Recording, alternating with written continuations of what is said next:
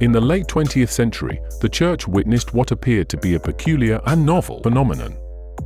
Christians started forsaking traditional houses of worship in favor of gathering in vast auditoriums. The once simple gospel lost its allure. Inspirational sermons were discarded, making way for elements reminiscent of the entertainment industry. The music grew louder and more dramatic, with memorable phrases echoing in the minds of congregations long after the services concluded. No longer were sermons solely centered around Jesus or even Christianity. Ministers began to infuse politics into their core doctrines. They skillfully blended elements of populism and anti-establishmentism. These ministers sowed seeds of fear, suggesting that elected government officials were opposing their ministries. According to their narrative, if these officials succeeded, Satan himself would ascend to power. They diligently watered these seeds with current events and international conflicts, asserting that news agencies had verified these apprehensions. Congregants were systematically indoctrinated and manipulated into believing that an imminent threat loomed. By skillfully weaving together eschatology, nationalism, politics, and news of global conflict, ministers successfully convinced unsuspecting followers that their apocalyptic scenarios were unfolding. The world, as they knew it, was about to collapse. Satan and his legion of religious and political demons had infiltrated not only the church, but also the education system and government offices. Many subtle ideologies were introduced in the form of doctrine, each sounding somewhat biblical yet esoteric. Individually, and in their infancy, the doctrines were benign. However, as they became adopted as new canon, these ideologies became increasingly more destructive. Themes of aggression and elitism began to emerge. Sermons no longer encouraged listeners to show kindness to their neighbors. Congregants became polarized against those who did not agree with their pseudo-Christian, openly political, extra-biblical, and esoteric ideas. The nasty cocktail of bad theology painted the picture of a world where the forces of good and evil were constantly at war, then blurred the lines separating the two. New leaders began to emerge, claiming to have prophetic insight into the spirit world. People with itching ears abandoned critical thought in the hype of prophecy, while prophets learned the power of persuasion their supposed visions had over the hearts and minds of their listeners. New ideas were eagerly accepted simply by having the label of prophecy. Children were raised to believe and accept these predictions and ideologies as gospel truth. Worse, they were trained to associate them with key passages from the Bible, altering their perception of Christianity. As adults, they viewed others who accepted their blend of doctrine and scripture as being Christian, while they viewed anyone opposed as an apostate. Many of those adults became elders, preachers, evangelists, and prophets. Having been trained to associate the supposed apostate churches with demonic forces, some of them began to preach against fellow Christians with opposing views. With the proverbial line drawn in the sand, they had effectively severed themselves from the Christian church. A new breed of Christianity emerged, one that bore little resemblance to its ancestry. During its early formation, it hardly resembled a unified movement. Several disconnected, and even opposing groups of Christians were simultaneously influenced by evangelists and prophets during revivals and conventions under the guise of open door or interdenominational fellowship. Bad theology was injected into unsuspecting groups of Christians who had otherwise adopted sound teaching. Extra-biblical doctrines associated with recurring social political themes continued to develop. They spread like a virus, especially among groups that had replaced the gospel with more entertaining forms of worship and teaching. As a result, identifying the churches or groups infected with the destructive theologies became increasingly difficult. Unless a particular group progressed into extremism, they were viewed only as eccentric or overzealous. Groups that adopted only a handful of the extra-biblical doctrines, though viewed as unorthodox and unusual, remained relatively harmless. However, those who favored the extra-biblical over the core precepts of Scripture continued to become more dangerous and, in certain cases, deadly. It wasn't until a group began to edge closer towards a climactic event that they were recognized as destructive.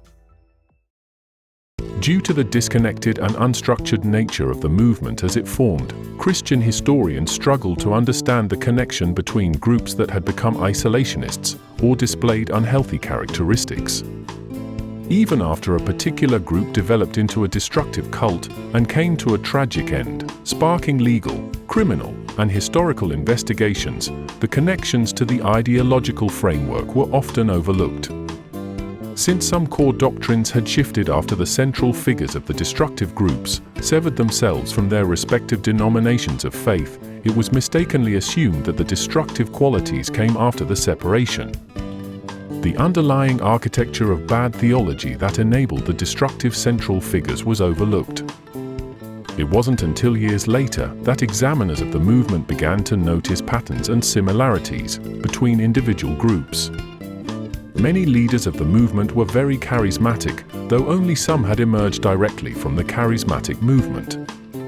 Others were either Pentecostal or had been strongly influenced by modern Pentecostalism. Some of the groups proudly described their historical lineage to men and women that they considered to be God's generals, whom they claimed to be heroes of the faith.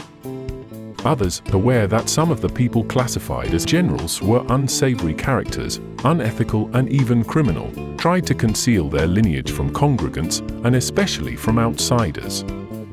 Beliefs that outsiders were subservient were common among groups within the movement, and over time, that belief was openly stated under the title of dominionism.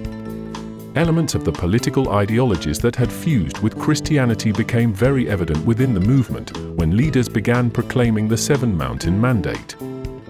Members were instructed to use any means possible to influence family, religion, education, media, arts and entertainment, business, and government, just as their political ancestors had attempted through various political schemes. The political agenda of the movement became even more transparent when key leaders within the group openly declared their allegiance and support of their political candidates, and those candidates leveraged the support of those same religious leaders to secure votes.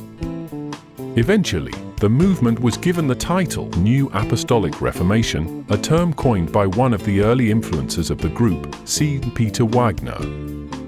Wagner, his supportive contemporaries, and countless others in the lineage of the movement, taught members to believe that a reformation was possible through spiritual warfare. Some early proponents of the movement mistakenly assumed that spiritual warfare simply meant engaging in prayer for a positive outcome. However, as the movement continued to polarize its views of outsiders, the meaning of the word warfare became more and more obscure. Converts to the New Apostolic Reformation included a wide variety of groups, some of which leaned heavily towards extremism. From Christian identity and Christian nationalist groups to health and prosperity gospel televangelists and their cult followers, the NAR suddenly emerged as a network of vastly different people. Yet when compared to traditional Christianity, all of them could be considered extremist. Eventually, the NAR network was branded the Christian Taliban. While the term New Apostolic Reformation is relatively new, the weaponization of religion for political purposes to oppress groups of people deemed subordinate to another is as old as history has been recorded. In the ancient world, the union of politics and religion was deeply embedded into the identity of entire kingdoms of people. It would not seem unusual for a network of religious extremists to break down the walls separating church and state. In fact, to the non-Christian ancients, it would seem normal and heroic. However, the NAR, as it developed in the modern world, was far from what ancient Christians would consider to be heroic or even as Christian. Leaders of the Dominion theology began to expound on their doctrine, including predictions of violence. Some groups went as far as predicting a coming purge enacted by NAR converts. Of all the parents and grandparents of the NAR, Christian identity is by far the most interesting. While most members of the NAR unknowingly combine their blend of politics and religion to form their identity, the early adherents of the Christian identity movement openly identified with that same union. Without the Christian identity component, the NAR could never have developed in such a way that members could be compared to the Taliban, an Islamic nationalist group linked to terrorism. One could go so far as to say that to understand the NAR and how it developed, one must first understand the history of Christian identity.